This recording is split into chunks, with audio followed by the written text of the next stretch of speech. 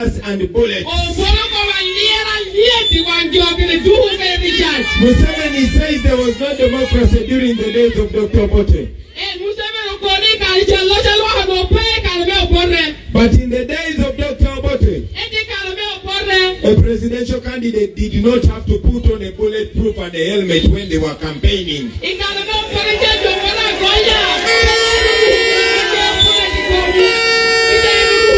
In the days of Dr. Bote, Museveni was never arrested for campaigning. In the days of Dr. Bote, the RDCs never stopped any person from Uganda to go and attend any political rally.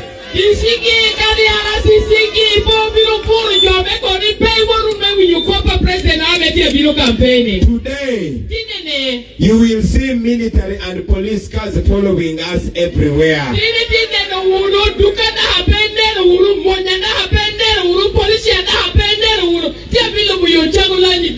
Because Museveni has no support. He has nothing to tell people. After 40 years, 90% of you here have never seen any other president. Uganda has been independent since 1962. That is 63 years. But out of those 63 years, Museveni has ruled for 40 years. But when you look at the development that Uganda has seen since independence, all the roads, all the schools, all the hospitals, they were built in the first 18 years.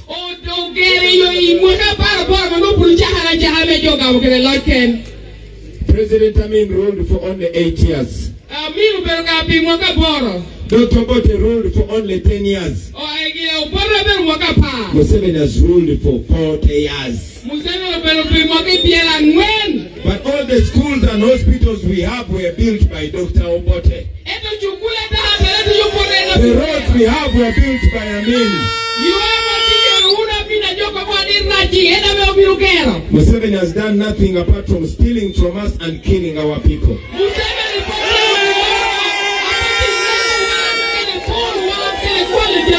So I have been able to come to you, brothers and sisters,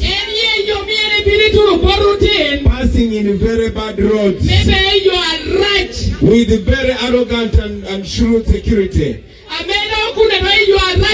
we are here today. We are here today. And I want to say this to you. Time has come to say enough is enough.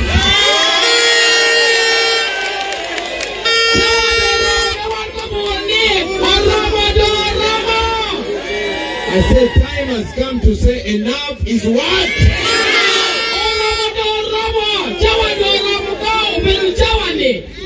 The people of Dokolo.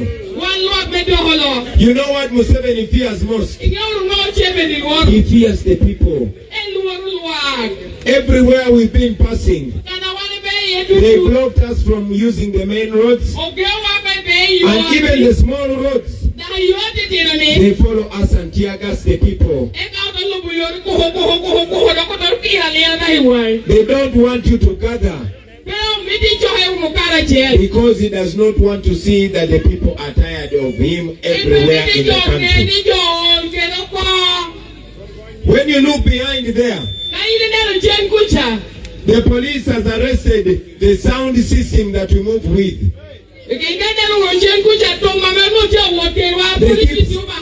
They keep scattering the people that gather.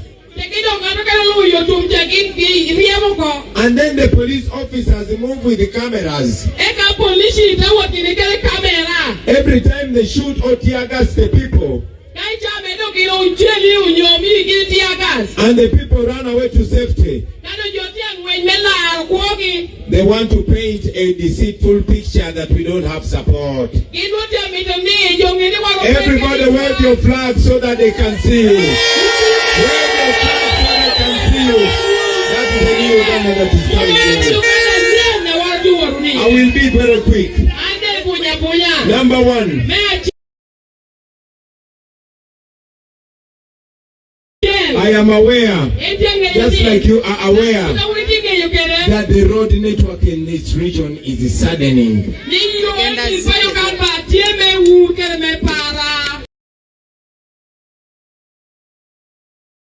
My brother just spoke about the education system. He started from here.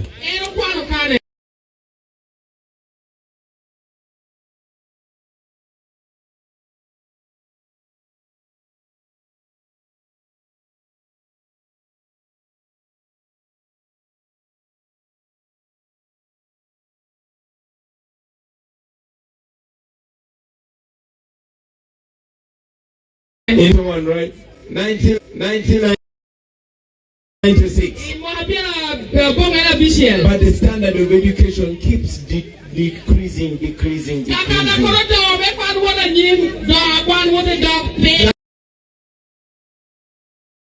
That is not what it used to be. The healthcare system. To see that in Dokolo they only have a health center for. And it does not have medicine. Many times the electricity goes off.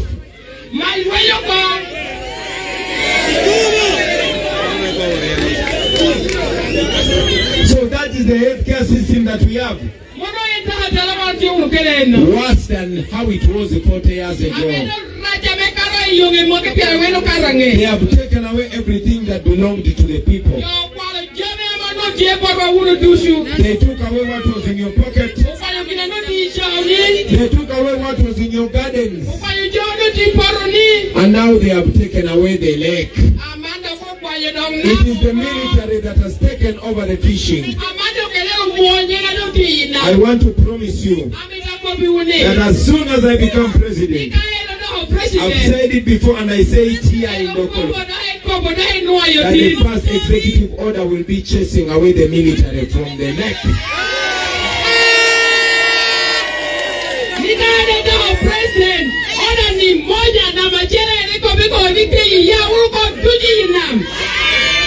I am aware because it has been talked about for so many years. Your cattle was taken away. And every election cycle they promise to pay you back your cattle to compensate. But it never comes through. Now recently I heard that Museveni was promising to give you 5 cows. That is another lie. What Museveni has not done in 40 years, he cannot do.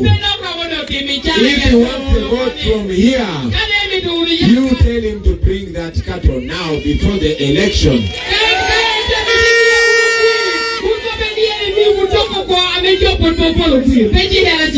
You have had lie after lie. And when it came to elections, Museveni knew he had no vote. He tried to block me from contesting, and he failed. Unfortunately, he succeeded in blocking Honorable Kena from running for president. Because he thought if he stops Akena, you will vote for him. The people of Dokolo, there's an election on the 15th of January. And I am very sure you know how to respond to people who oppress you.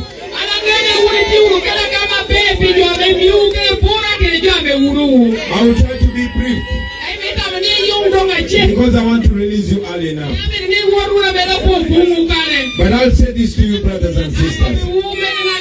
Number one, as the young generation of Uganda, you, the majority, you who have been betrayed, you have been lied to, you who have been blindfolded, I'm telling you, we have a chance of a new Uganda. A new Uganda where all of us will be equal. A new Uganda where all of us will be dignified. A new Uganda where there will be no special tribe. As we stand right now, you will find that majority of the RDCs, a majority of the DPCs in police, they are coming from one tribe.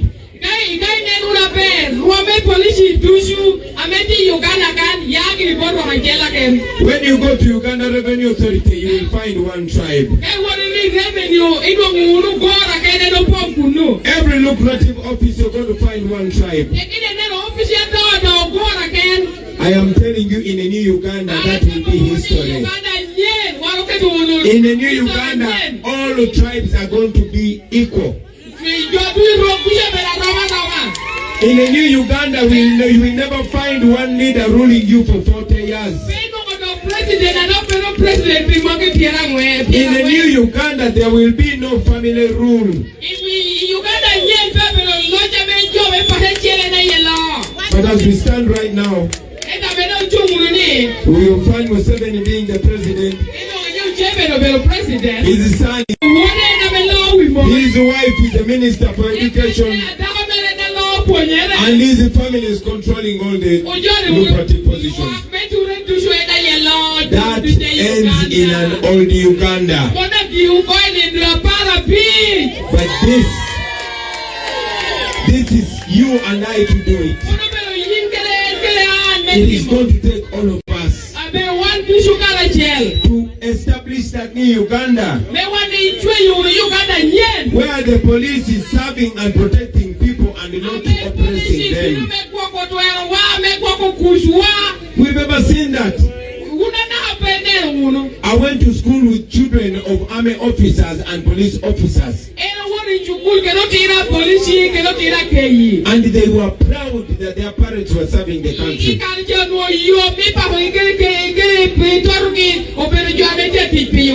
But today, children in school even feel shy to say my mother or father is working with the police. Because police is known for torturing people. In the new Uganda, we're also going to liberate the police. Just like the teachers and the nurses and the doctors, we're going to improve the salary of the police and the soldiers.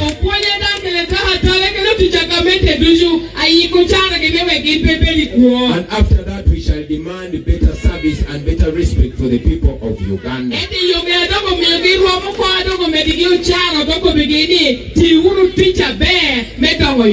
So to you brothers and sisters here,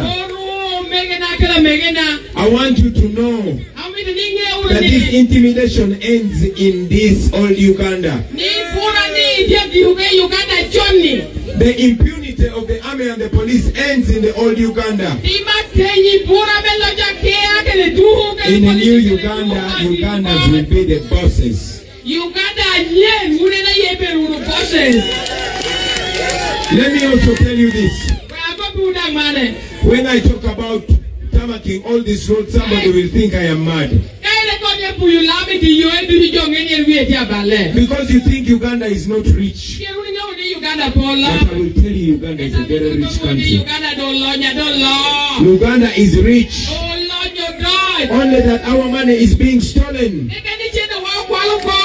Every year. Museveni and his people steal 10 trillion from Uganda. Not 10 million. Not 10 billion. I said 10 trillion. That means in 5 years, they steal 50 trillion. Now that money is enough to tarmac all these roads. This road right from Amolata all the way here going through to the border, it can be fixed.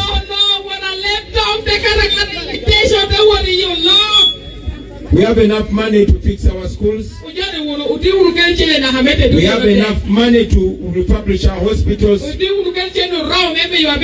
We have enough money to improve Uganda. These things have been done before. It is not rocket science. But because we are being ruled by somebody who does not love Uganda. Dr. Obato told us that Museveni is not Ugandan, and I believe him. The man is not a Ugandan. He cannot confirm to us that he's a Ugandan. That is why he only steals from us. Uganda is blessed with lots of minerals.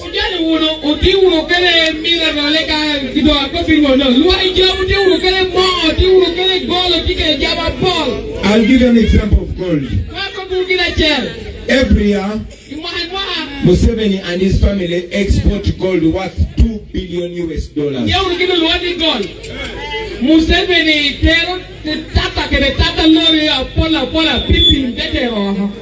In the meantime, 20 women die every day giving birth. In the meantime, look at the minimal development that is happening here and all over the country. When you travel to Europe and all these other countries, people will show you a street and tell you all this street belongs to Museveni. All this belongs to his family member. That is money stolen from us. He loves talking bad about the past leaders. But you cannot go in any country and find a hotel or a big building owned by Idi Amin as a person.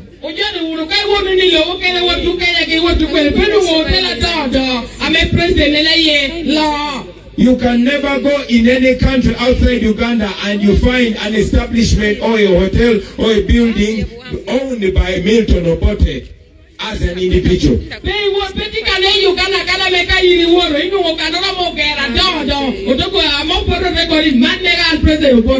These were leaders that loved the country. But because our parents were misled, they supported Museveni and Museveni betrayed them. It has been 40 years. 40 years of poverty, 40 years of bad schools, bad roads. Young people have no employment. And he comes back and he says he's protecting his gains. The people of Dokolo. The people of Dokolo. Is there any gain that you have here to protect? Do you have good hospitals here to protect? Do you have good schools to protect? Do you have good roads to protect? Are your children studying in good schools to protect? Are the salaries of the teachers here to protect? Are the salaries of the nurses and doctors here to protect? Even the land, they've stolen it. Even the land, they've taken it away. So I request of you, ladies and gentlemen, I want to request you that on the 15th of January, we have a chance, we have an opportunity to change our country. All of us, what you see here, this age that you see, they are the same young people in all parts of Uganda. They have been in the eastern part,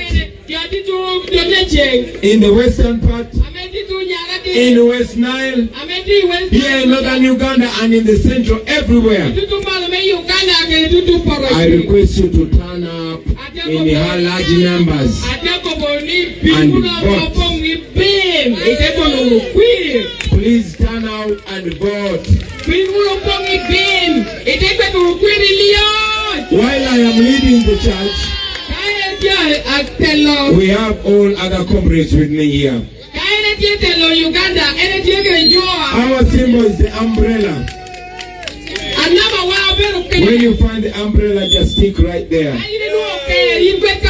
When you vote for the umbrella, you are voting for a new Uganda. When you vote for the umbrella, you are when you vote for the umbrella, you are voting for better roads and better schools. When you vote for the umbrella, you are voting to free political prisoners. People like Dr. Besige, people like Eddie Mutwe, people like Waiswa, all our brothers and sisters that are in prison for no reason, you will be voting for freedom. And finally, after voting, don't leave the polling station. Don't leave the polling station. Stay there and make sure the votes are counted as you watch. Museveni has no other alternative other than rigging the election. But when you stay there, when you observe the election, we shall be able to protect our victory. And that victory is not for Bobi Wine. That victory is for the people of Uganda. I pre-servant leader, as a representation of your voice, so that once, for the first time in Uganda, the people of Uganda will choose one of them and put that person there. And when we succeed in putting a leader in that seat, that leader will not be a boss, he will be a servant. That leader will know that he is on the mercy of the people. That leader will know that he has been brought by the people and will be taken out by the people. But most importantly, we want to start a new culture. A new culture of leaders taking power peacefully and living peacefully.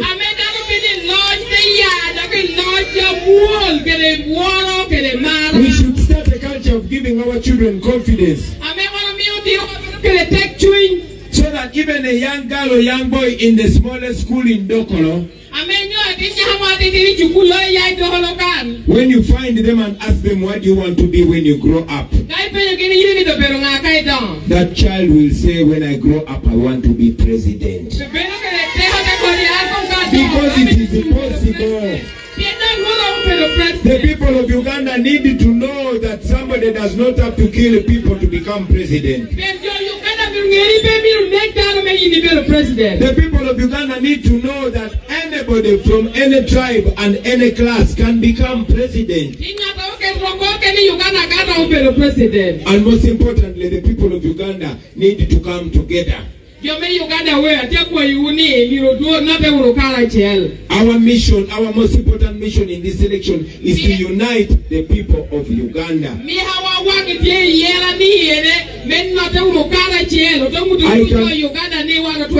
I can guarantee you, when we unite, it will be game over for Museveni. When we come together and we feel each other's pain and we embrace each other's hopes and wishes with the respect and love for one another, nothing can stop us. That we can do when we stand together, when we vote together, and when we rise together. I want to thank you very much for listening to me. To all those that are standing across the road for fear of coming here, I want to tell you that in a new Uganda you will never be living in fear. Don't allow allow these people to intimidate you. Those police cars and trucks that you saw coming here. When I leave Dokolo tomorrow, they will follow me. And you will stay here. Don't allow them to intimidate you. We are the majority. We are many. They cannot kill all of us. They cannot imprison all of us. So when the time comes, stand firm, because you will not be standing alone. All of Uganda will be standing with you. Don't fear Museveni. His time is over. He is very old. He lives in history. And for us, we live in the future. The future belongs to all of us. The future belongs to you, the young people. Do not doubt yourself. Believe in yourself. Have confidence in yourself. Know that a new Uganda is possible and a new Uganda is coming. Where our young people will study and they will get employment. Where getting a job in government will no longer depend on the shape of your nose and the language which you speak.